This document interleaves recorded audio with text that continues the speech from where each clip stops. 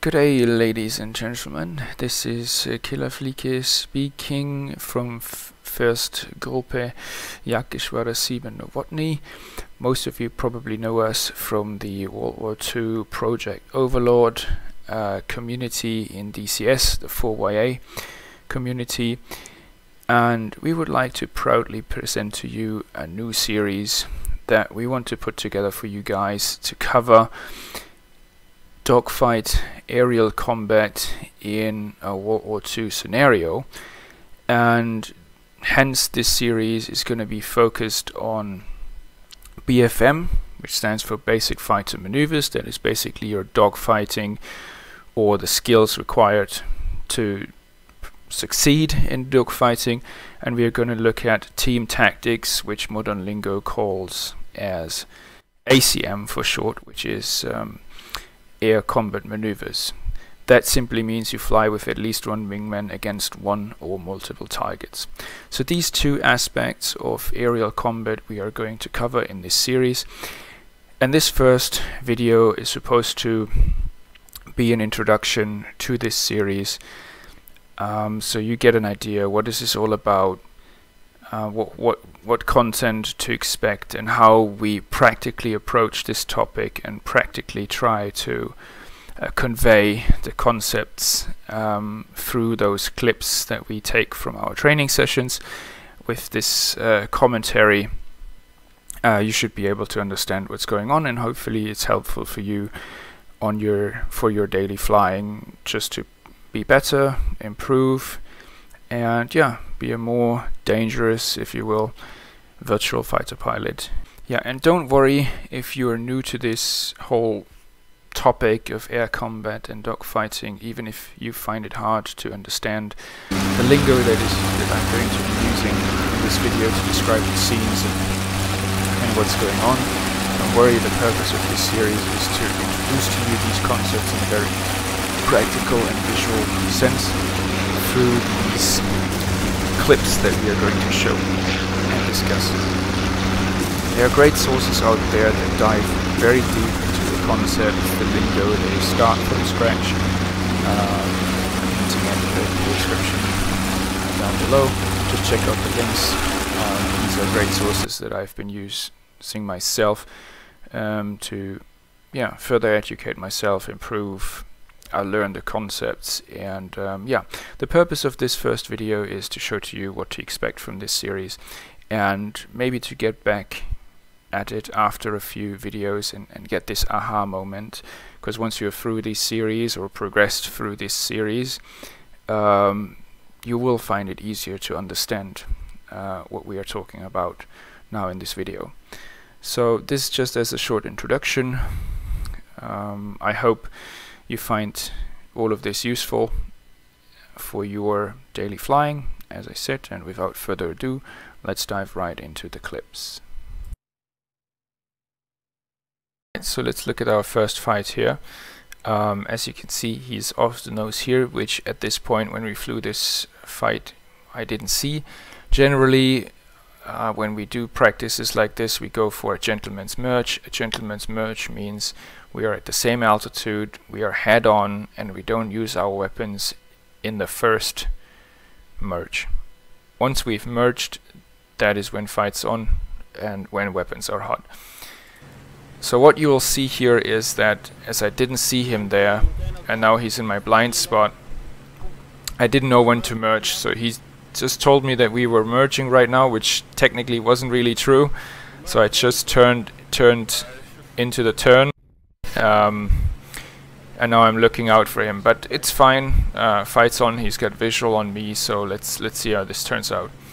And what I'm doing here is now I'm trying to gain some altitude, but obviously I'm a bit too steep here because I know he sees me. So I would always assume that he's on my 6 o'clock, which is why I keep looking there. And as you can see, he's coming in here. And as soon as I notice that, I know that I have to get out of this dive, because if I, this climb, because if I keep climbing, he will get his nose on, because I'm an easy target as I'm slowing down during this climb. So you see me immediately stopping the climb and trying to turn into him. As soon as I see him, which is right about there, which was just in the right time to make these shots miss. And now what I'm trying to do essentially, because I know he's glued to my 6 o'clock right there, is I'm trying to create closure problems. And this is by swinging around left and right, for example. And what a closure problem essentially is, as you can see, he's slightly offset to myself. What I want to achieve is that he approaches me relatively quickly with a high rate of closure, so that when I make a move, he cannot react properly or in time and will shoot out in front of me. So this is my goal here, because this is the only way to get him off my tail at this point. So let's see how this turns out. As you can see, I do try to create closure problems by inducing angles, but Eagle is experienced and he doesn't fall for it. And as you can see, immediately as he sees me building up angles, he's going for a high yo-yo. So he's basically going up to retain his energy. So the energy that he's got from his speed, he's going to convert into altitude, and he's aiming for my high 6 o'clock, which means that he's gaining some distance, and this distance allows him to stay in control. So the first move didn't work, so I'm trying to keep going. I rolled around here to create more angles and to try and confuse him, and so far it's worked. He's trying a shot here, but that was obviously at high deflection, so it missed. And right there I technically achieved an overshoot by this maneuver, because he couldn't match my turn. However, he still has the energy advantage, which means that he can outclimb me here. And what I should have realized in this situation is that I cannot match his climb. I should have leveled out, gain some speed, and then turn back into him, maybe go into a slide dive and gain some distance. However, I'm kind of lost orientation a little bit as I was looking for him, got confused with my head tracking, and I kept climbing, and that simply allowed him to settle in by keeping his climb, gaining a little bit of separation. Now he's settled in behind me. I have no energy to avoid what's going to follow, which is basically his shots shooting at me. As you can see here, rounds connect, and before I get the chance to see where he is, more rounds connect, and I'm basically dead. So as you can see, a fight can happen very quickly or end very quickly. One mistake and you're done for. Of course, we won't let it stand like this. We are asking for a rematch, obviously. So here goes the second fight. This time I've got visual on him. He's right here. So we are nose on, head on in a neutral merge. And what you're gonna see me do is I'm gonna perform a so-called lead turn, but in the vertical. So basically a vertical lead turn. So you see I'm staying slightly below him for a very specific reason. As we approach, I'm gonna start turning into him slightly before we merge. Right there. As you can see, I'm already starting to pull up and basically prepare my move. I'm basically flying what we call an oblique turn. And I already initiated here, and the reason why I'm doing is basically I'm building up some angles, or I'm basically maneuvering into him already slightly before we merge. I gotta be careful with this. If I do this too early, I'm gonna end up right in front of him. But what you can see here is what this helped me to achieve.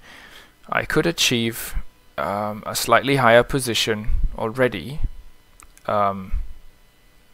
for the second merge here that is going to happen, and that helped me to retain the energy advantage. And what you see here now is a very typical one circle geometry. One circle means nose to nose, so our noses are basically pointing toward each other, and if we both pulled hard on our sticks, we would basically get our noses or gun sights onto each other, and we could shoot each other in another head-on merge. Obviously that's something I would like to avoid, because a head-on merge is, let's say, 50-50 who's going to win and who's going to lose. So what you will see me do instead, because I know he's pulling hard at this point, I'm going to energy trap him here at this point. I'm going to entice him to go through the attack, to follow through, and to really pull hard to make this shot happen, and hence waste a good amount of his energy that I'm not spending at this point, and the energy that I'm gaining, or the energy difference between him and myself that I'm gaining through this, I'm going to cash in later to kill him. So as you can see here, he's pulling around, he's upside down, so I know that's going to be a very difficult shot. He's not going to make it. So at this point, no, I've built enough angles, so I'm confident that I can stay above his nose, and I will roll out and try and climb above him. Now, small 13mm rounds, I think 1 or 2 shells connected because I timed it a bit wrongly. I wasn't capable of just pulling above him. But you already see the effect. He's down here low, and I'm on top of him, and I can roll around him and basically maintain the position. I have a slight energy advantage, and I also have a slight positional advantage, because now you see in this kind of head-on merge, he doesn't have the opportunity to get his nose on. And I'm pulling a bit hard here, which is probably not the right thing to do. And what you see me do here, in order to avoid an overshoot, because I notice we are still at relatively the same energy, so I cannot allow myself to overshoot, I'm not turning directly into him as he's reversing here. He turned left, and now is he turning right. I'm orientating myself toward his tail, so I'm first swinging a little left, because if I don't do this, if I fly straight, I'm gonna cut across here, and it's more likely that I overshoot his flight path, and then I'm in a bad position. So I'm swinging to the left slightly, so that his nose doesn't come around, and you can see he didn't get his nose on, and now I'm falling down on top of him, and that's the energy trap right there for you. I could get the nose on, I could and there you go. My rounds connected, and they hit his pilot, and that was the end of that. So the maneuver that you saw here, these rolls that we did around each other, climbing, diving on top of each other, that is the so-called rolling scissor maneuver. Very efficient in the defensive, dangerous if you're offensive, because you could easily get into a trap and lose your energy throughout the maneuver, shoot out in front of him and get killed. So be mindful when you're in the offensive initially to not follow through rolling scissors unless you absolutely have to. In order to determine the final winner, we went for a third round, so best of 3. So winner takes it all in the end. Again, neutral gentleman's merge, and this time in my I do perform a horizontal and vertical lead turn. So as you can see, I'm not just offset slightly in terms of altitude, but also in terms of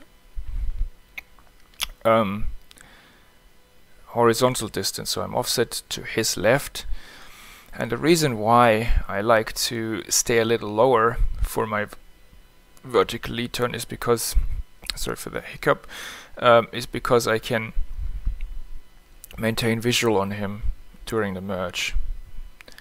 Alright, so let's see how this plays out, and as you can see, we are both kind of lead turning each other, because he's also turning in on me or to me, into me already, and we see how this plays out.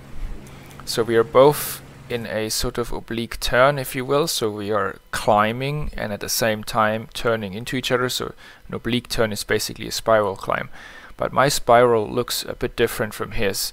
Mine is a bit steeper and his is more flat. So initially what I'm doing is I transfer a little more energy from my speed into altitude, but he initially gains a little more, or angles a little better. However, the energy advantage that I'm gaining here or at least it seemed like he would gain angles, but the problem is, as he's going horizontal and he doesn't really cash in the energy, sorry, not cash, he actually cashes in the energy, I am retaining it, causes him to kind of lose turn performance in the end, at the end of this climb here.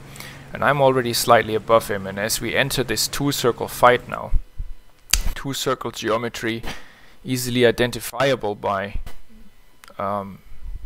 nose chasing tail, instead of nose to nose, we want to maximize our turn rate. Turn rate is basically the degrees per second that you go around your turn circle, and the higher your turn rate, the quicker you go around your turn circle, and the faster you basically rate onto your opponent's 6. That's why you want to maximize turn rate, not radius in a two-circle fight.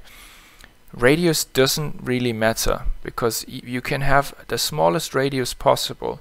If your turn rate is low, the other guy is still gonna outrate you. He's still gonna stay behind. He's still gonna come behind you.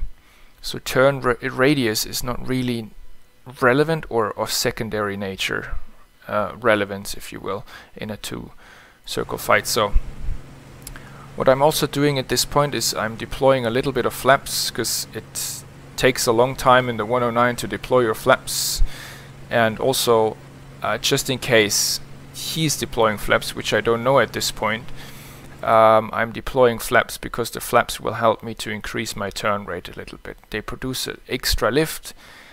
Flaps, however, also increase drag, so it's a trade-off. But if you use small deflection angles between 5 and 10 degrees, then the gain in lift is usually outweighs the additional drag, and generally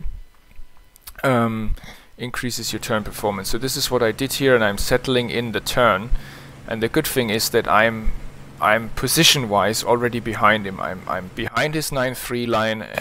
It's basically an imaginary line between his wingtips. I'm behind his 9-3 line throughout the entire turn, which tells me that I'm in the offensive position, which also means that I can retain my energy better. I can just stay in lag pursuit. You see my gun sight is pointing behind him. I'm just trying to get onto his flight path.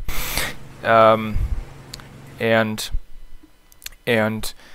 yeah, and so I just wait for my nose to come around. He notices that. He noticed that he is not able to outrate me, so he's trying to change the geometry, or trying to change his tactics, which is why he went into a slice back, so basically a dive, and then he's now pulling up, and he's now trying to create closure problems. He's now trying to opt for a one-circle fight and trying to make me overshoot, which at this point I need to avoid at all costs. So I'm trying to stay behind him. As you can see here, I'm trying to line up a shot. I know it's going to be a difficult one because we already have some angles. I'm trying it anyways. Yeah, that wasn't well aimed, but I still stay behind him. I'm trying to keep my distance here. This is risky to go for this shot, but at this point I don't have any other option. I need to use this opportunity, and because we are relatively close,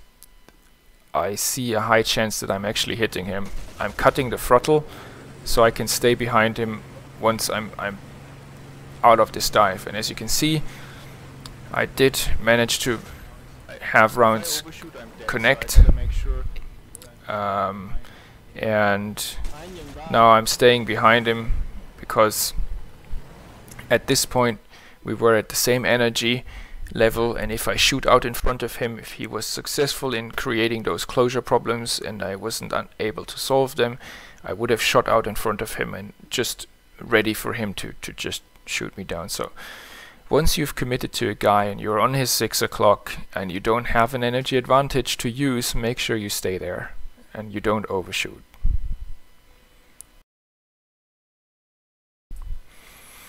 Now, to spice things up a little, I chose a different airframe, in this case Focke-Wulf 190 D9 or Dora. And now we are talking about two different airframes in this scenario. So we will have different performances because every aircraft is an individual piece of equipment that has individual strengths and weaknesses, and they are not behaving the same. So in our particular scenario, I know that the 109 is in terms of speed, they're relatively equal. The 109 turns better on paper, and it also climbs better. However, I have the better dive and much better roll rate, and I can maintain, or the plane is much more controllable at high speeds, and I have a good instantaneous turn at high speed. So I will try and use these in this fight. No guns fired. So here we go. Just have a little bit of chit chat there.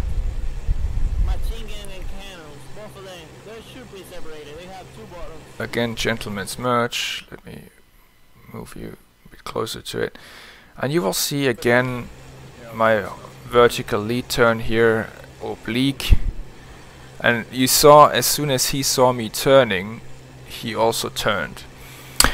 And now, as you can see, I have a energy advantage, but you can already tell that my turn rate, and that's what we've discussed earlier, my turn rate is not on his level. My turn rate is worse than his, which is why in this two-circle configuration, nose to tail, he's already starting to outrate me, and I know this. You see, I'm already struggling to come around, which is why I decide to bug out of the fight right here. Why did I choose this point in the fight to bug out? Because in this, so to speak, merge during every two-circle fight, usually there is a point of merge, or a moment when you merge again, and especially when the turn circles are offset, and you can see we are merging very close to one another. That means our turn circles are quite offset. When this is the case, then I have the best opportunity to bug out of the fight, because you will see what happens. As he's coming around and I'm leveling out, he will have to fly this entire turn to come back around on me. And you see how much distance I could gain, so that when I turn back in and recommit, I can merge in such a way that he doesn't get nose on. What my tactic now would be is to try and get my nose around as he's coming around, and maybe fall down on top of him and get a shot of. Obviously this is not going to work. You can tell already I'm not getting the nose around, but he doesn't get his nose on either, which is good. That means he's not able to use his weapons. And now I'm just going to do the same thing again. The moment we merged, I'm bugging out, trying to gain some distance, and right there I saw that he's struggling with his plane, that he's basically stalling out, which is why I decided to immediately recommit, because I know when he's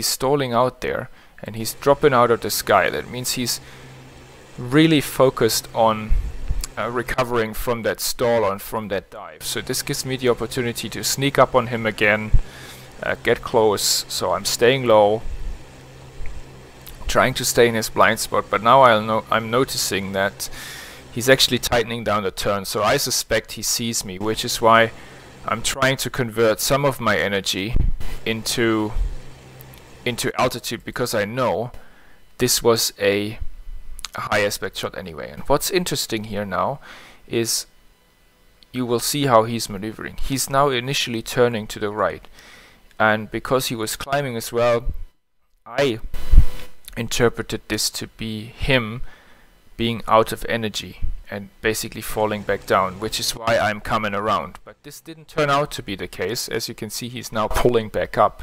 He reversed and is now climbing to the left and pulling back up, and that's exactly the right thing to do here, because this is how he can counter my nose. Had he continued to turn right, I would have just dropped down on him and probably would have gotten a good solution. But now he's countering my nose. He's closing in the distance. He's building up angles that I cannot shoot him. And you see my nose is not coming around and I cannot shoot him.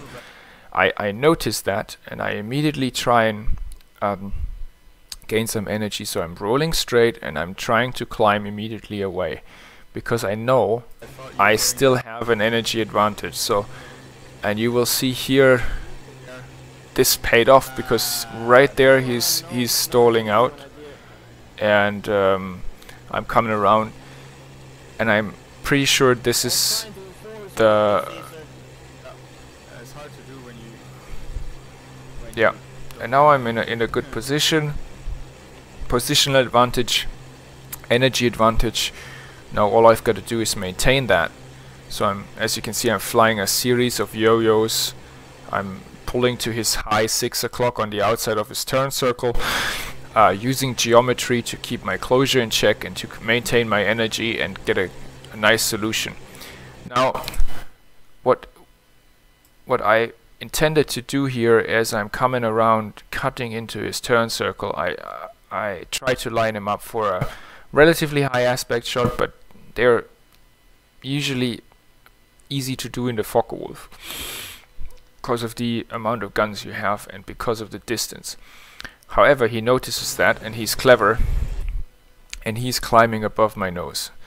He could have, when he came down, turned horizontally, and then he would have turned somewhere here and basically through my gun sight. But he doesn't do that. As he's coming around, he's going back up and stays above my nose because he knows he's got the better turn.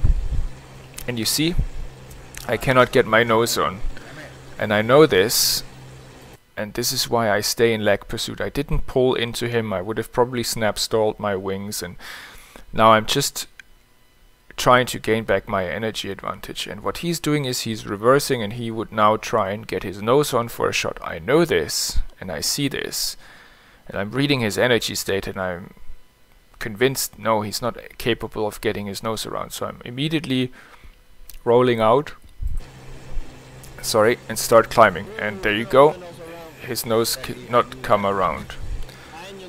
And now we are in a situation as we were before. He's low on energy, he's got to bug out, I can drop in, and to my luck his engine failed for some reason, and he's basically done for now. I'm just gonna come in, you know, land the official rounds on target, and then the fight is over. So what we learned from this scenario is even if your plane is on paper inferior in turn performance, you need to adjust your tactics to still be able to dogfight. As you could see, it was still a kind of close-in dogfight. At no point someone was just running straight away. You just need to find an opportunity to disengage, excuse me, and then re-engage when possible. Now to spice things up even further, and you know, why not, we decided to fly some 2 versus 1. So I'm a lonely Spitfire and I'm gonna take on 2 BF-109s. Same rules, gentlemen's merge, and you will see them pop out in front immediately, or in a minute. There. Here is number 1. Excuse me. Here is number 1, and the other one is there. And we have immediate respawn. So once somebody is destroyed, they can immediately respawn. So we have kind of an endless wave of opportunities. Now, as you can see here, what I want to avoid in the first merge, I know that the Spitfire can outturn a 109, but I'm fighting too. So what I want to avoid is to give up all my energy and just focus on one. As you can see here, I'm merging with them right in the middle here.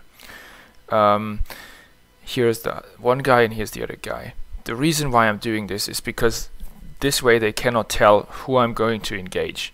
So I'm gonna keep my poker face on, and they will kind of do what they have to do to get on my 6 o'clock, but they don't know yet who is gonna be the first victim. So This is mainly why I'm doing this, and I keep my options open because I can now choose whoever is the greatest threat. I don't exactly know where the other one went now. I don't see him anymore, and I see this guy's coming around. He came around rather aggressively. He's shooting now. These rounds are not going to connect. This is an impossible shot, and he's really slow. He's given up all his energy now. And I'm just comfortably climbing, turning here, because I know he's never gonna get around. And I'm just coming around now. I'm not the best Spitfire pilot. I haven't flown it in a while. But as you can see, already on the 6 o'clock, I know I'm quick glance in my mirror. Nobody's behind me, so I keep pushing on. And again, almost had me there. He almost made me overshoot, but I pulled up, managed my closure again, and now it's basically just staying behind him, getting rounds on target until he's done. So this is what's happening here. Cutting throttle to stay behind. There we had some minor hits, and at this point again I'm committed, and I'm trying to avoid the overshoot at all costs. So we're coming around, got some hits on, engines damaged, and first one's going in. Now, a good thing for me was that his wingman, he's now here, extended way too far away from this fight to be able to help his friend, so I could basically turn the 2v1 into a 1v1 2 times. Now I know he's got the energy advantage, but I also know that the Spitfire can climb nicely, so I'm trying to put him under pressure, and it works because he's seeing me coming up, so he's going for a dive, and I'm already on the 6 o'clock, and he's coming in. I'm giving him the impression that I'm actually closing up on him, which is why he doesn't just run away, and he's basically turning into me. Now the 109 is quite some faster than the Spitfire, so he would easily be able to run away at this point, but he doesn't feel confident running away, so he's turning into me. Now obviously what he's trying to do is what I've tried to do earlier when I was defensive, or what whoever is trying to do when they're defensive, is building up angles, creating closure problems. But you have to understand, the Spitfire is just so superior in terms of turn performance. All I have to do is cut the throttle and just stay behind him. If I get too close, I just pull the stick, yank around on the stick and the rudder. Again, as you can see, climb a little bit, get some distance, and just at this point I really cannot overshoot. I'm just gonna pull up. I know he doesn't have any energy. I know I can outturn him. So, and there he comes. His friend just came in for the third time. So I'm trying, because I'm already on this guy, I'm trying to take this guy out so I can later deal with his friend. Again, I know I have the better turn performance. Here's a good opportunity, good hits, and now I can focus on the other guy, who obviously I don't see at the moment. So what I'm doing is I preemptively keep my turn up, not too tight so I don't lose too much energy, but not too easy so he doesn't get an easy shot. And I'm just looking around. I assume he's somewhere on my 6 o'clock. He came from my 12 o'clock high, tried to land some rounds on target. He didn't manage to connect them, and the other guy is still trying and staying in the fight, so I'm committing to him, just trying to force him away, and now I'm looking for the other guy again.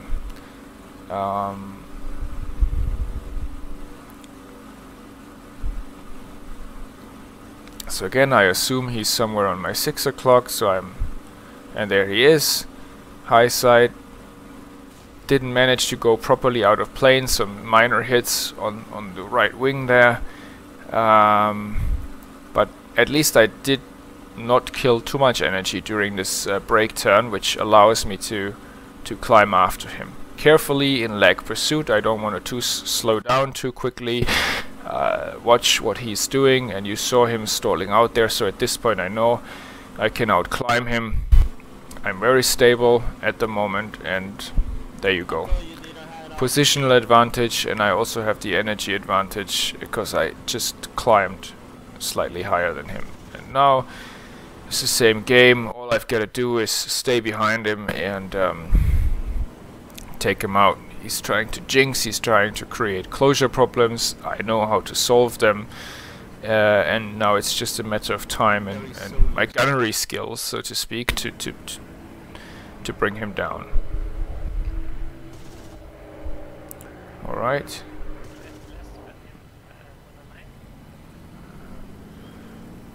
Rounds are not connecting at the... Now, there you go. Good rounds, good effect on target. And his engine's off.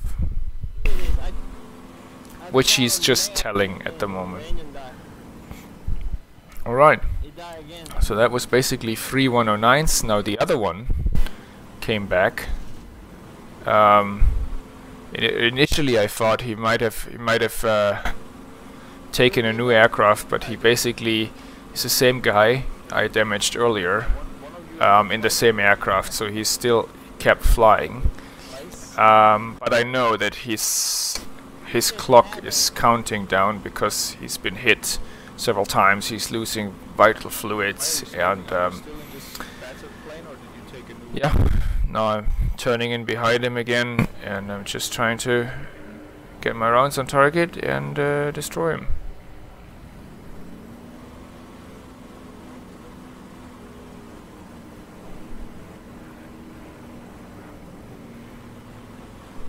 See, all I have to do to solve these closure problems is climb up, gain some distance. It's really not tricky at this point, and now he's basically done for.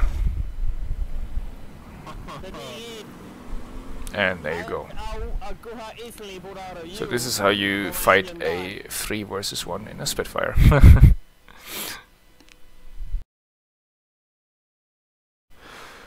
Alright, ladies and gentlemen, there you have it, the first video of our JG7 classroom series. It's a bit of a longer one. We wanted to capture the content that we plan to put into this series. We hope you find this useful. We hope it helps to apply certain concepts and to give you some ideas on how you can improve your training and also your flying in general. If you enjoyed this video, please consider subscribing to our channel. Like the video, hit the notification bell. We appreciate every like, every subscription. Helps us to grow the channel, helps us to provide more such content. And yeah, I think everything's been said. So until next time, safe flight, always a clear 6. And see you soon. Killer Fliege out.